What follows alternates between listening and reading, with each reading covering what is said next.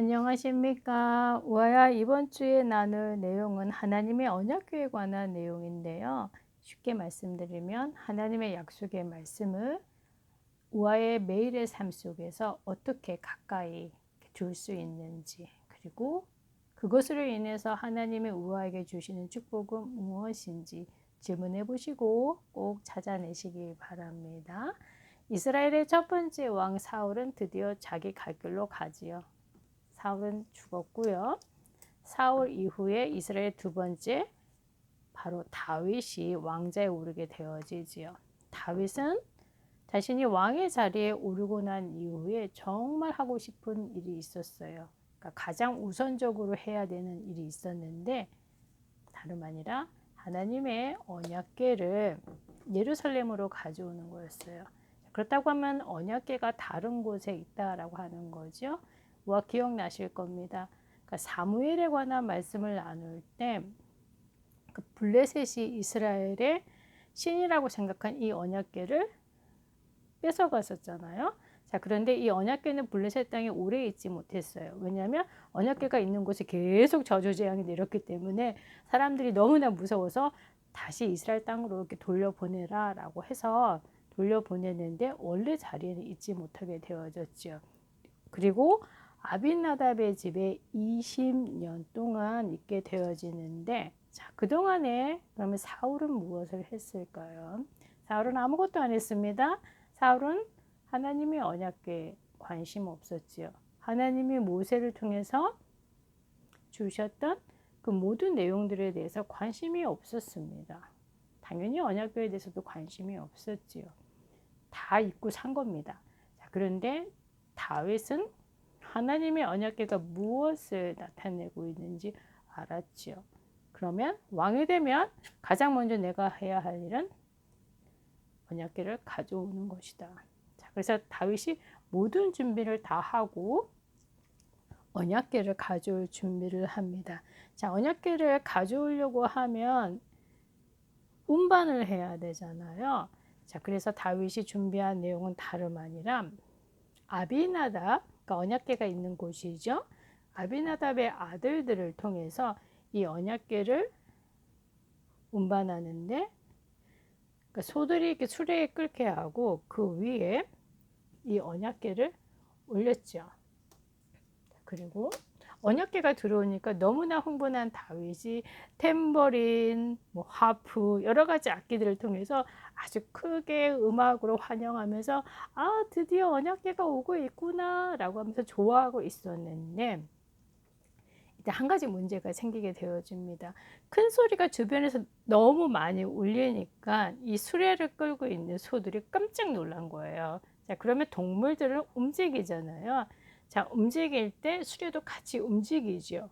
그러면 그 위에는 언약궤가 들렁들렁 하면서 떨어질 위기에 처한 거예요. 자, 그래서 이때 같이 운반하던 아빈나답의 아들 우사가 큰일 났어. 이거 떨어지면 안 돼. 라고 하며 언약궤가 떨어지지 않도록 잡았지요. 자, 근데 이때 하나님께서 진노하시게 되어지고 우사는 그곳에서 죽게 되어집니다. 뭐야, 좀 쾌실천이 많이 생기는 스토리죠. 자, 그것을 본 다윗도 깜짝 놀라게 되어지고 무엇인가 일이 잘못됐다는 것을 알게 되어진 거예요. 자, 그래서 언약궤는 예루살렘 안으로 돌아오지 못하게 되어지고, 자, 그러면 어떻게 이 언약궤를 안전하게 사람이 죽지 않고, 사람이 죽었다는 얘기는 하나님께서 진노하셨다라고 하는 부분이잖아요. 자, 그럼 어떻게 이것을 가져올 수 있는가? 다윗이 여러 가지 많은 준비들을 하기는 가운데 한 가지를 발견하게 되어집니다. 그러니까 하나님이 모세를 통해서 그러니까 언약궤를 주실 때 언약궤를 운반하는 모든 방법들에 대해서 알려주셨어요. 다름 아니라 언약궤는 제사장들도 만질 수 없습니다. 그리고 언약궤를 운반하는 방법은 언약궤를 직접 만지지 않고 양쪽에 포를 제사장들이 어깨에 매도록 되어져 있어요. 자, 우아의 이 스토리 아마 기억나실 겁니다. 그러니까 요단을 건널 때 언약궤를 맨 제사장들이, 그러니까 레위 지파들이 움직이게 되어지잖아요. 그래서 언약궤는 레위 지파가 어깨에 메고 움직이게 되어져 있지요. 그러니까 다윗이 그것을 알게 되어진 겁니다. 아, 하나님의 말씀을 몰랐구나. 그래서 말씀에서는 절대 하지 말라라고 하는 것을 하게 되어진 거예요. 우사는 죄인이죠. 모든 사람이 다 죄인입니다. 죄인이 하나님께 나아갈 수 있는 길은 없지요. 그래서 제사장들도 만지면 죽습니다. 왜 그런가 하니까, 자, 구약에서는 하나님이, 그러니까 하나님의 백성에게 내려오시는 방법이 있어요. 직접 내려오시면 모든 사람 다 죽어야 됩니다. 자, 그렇기 때문에 성막을 만들라 말씀하셨고, 그 성막 안에 두 군데 장소가 있죠. 지성소, 성소. 하나님의 언약궤는 지성소 안에 있게 되어집니다. 자, 그리고 지성소 안에는 누가 들어가냐면 그것도 1년에 한 번 대제사장이 들어가죠. 레위 지파가 들어갈 수도 없고 제사장이 들어갈 수도 없습니다. 오히려 조금 어려운 내용이긴 한데요. 들어두시면 나중에 생각이 납니다. 자, 그렇기 때문에 그 언약궤 위에 피를 뿌리죠. 그러니까 속죄의 피를 뿌리는 겁니다. 그래서 사람이 직접 들어가거나 만질 수 없지요. 이제 구약 시대의 법이죠. 자, 그런데 다윗이 그 법을 몰랐던 거죠. 하지만 이 사건을 통해서 다윗이 하나님의 언약궤를 어떻게 다루는지 알게 되어지고 레위 지파를 통해서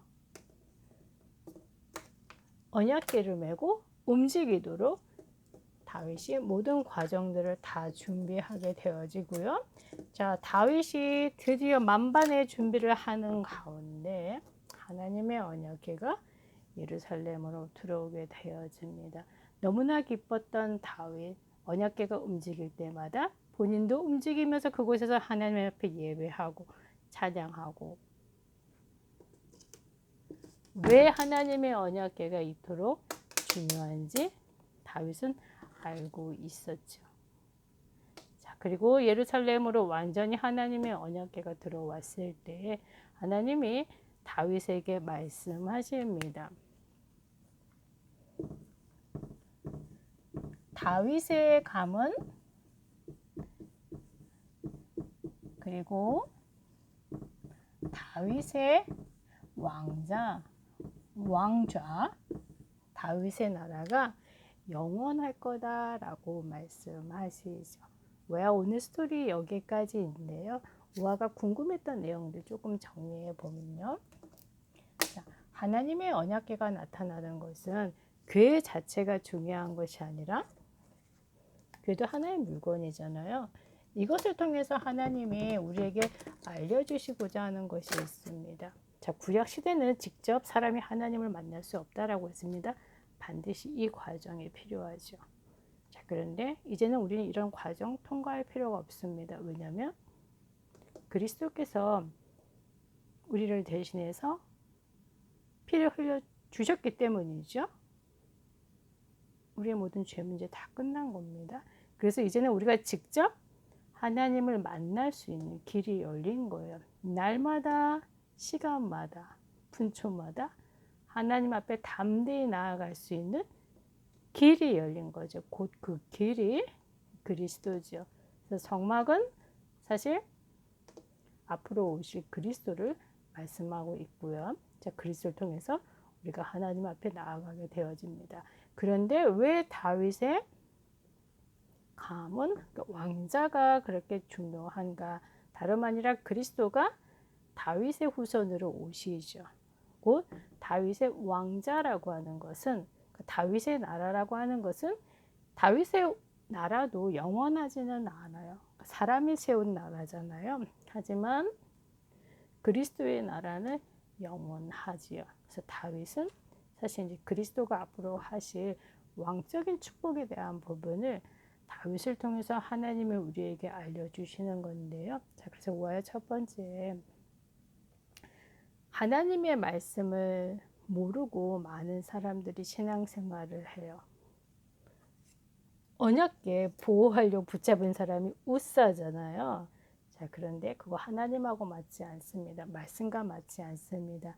대표적인 사람이 사실 사울이죠. 그러니까 사울은 너무나 급한 나머지 예배권도 침범하게 되어집니다. 말씀하고 전혀 맞지 않지요. 자, 그렇기 때문에 왜 성경에서는 하지 말라라고 하는 것들이 있어요. 그거는 우리가 하지 말아야 됩니다. 자, 그런데 이 미국이라고 하는 사회는 그러니까 개인을 많이 존중하잖아요. 그러니까 인권이라고 그러죠.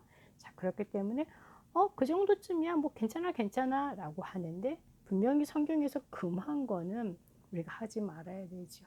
왜냐하면 하나님의 그것을 통해서 우리에게 더 좋은 것을 주시기 원하십니다. 결국 하나님의 백성을 보호하시기 위해서 하지 말라라고 하셨죠. 그래서 절대 문화에 속지 마시고요. 자, 그리고 하나님의 언약이 무엇인지 정확하게 알았다라고 하면 우화가 움직이는 모든 곳 그리고 우화가 하는 그 모든 것들이 하나님의 나라가 확장되어진 그 모든 일에 쓰여지게 되어져 있어요. 왜냐하면 그리스도의 나라는 하나님의 나라는 영원한 거지요. 자, 그래서 앞으로 우화가 준비하는 모든 과정들도 영원히 남게 되어집니다. 왜냐하면 하나님의 언약을 붙잡은 렘넌트이기 때문이죠. 그래서 우화 몇 가지 그림이든 노트든 한번 정리해 보세요. 하나님의 말씀에서 하지 말라라고 하는 것들이 무엇이 있을까? 자, 그리고 우화가 하는 그 많은 일들이 정말 하나님 나라 확장하는 그 일에 쓰여지고 있다라고 하는 부분에 우화가 언약적으로 확신이 있는지, 확신이 있으면 어떤 부분이 하나님 앞에 쓰임 받을 것 같아 한번 기록으로 남겨보세요. 그게 곧 우화의 스토리가 될 것이고 기도 제목이 될 겁니다. 멋진 작품이 되어지겠죠. 자, 이번 한 주간에도 하나님의 언약과 함께하는 축복 꼭 누리시기 바랍니다. 다음 주에 만나겠습니다.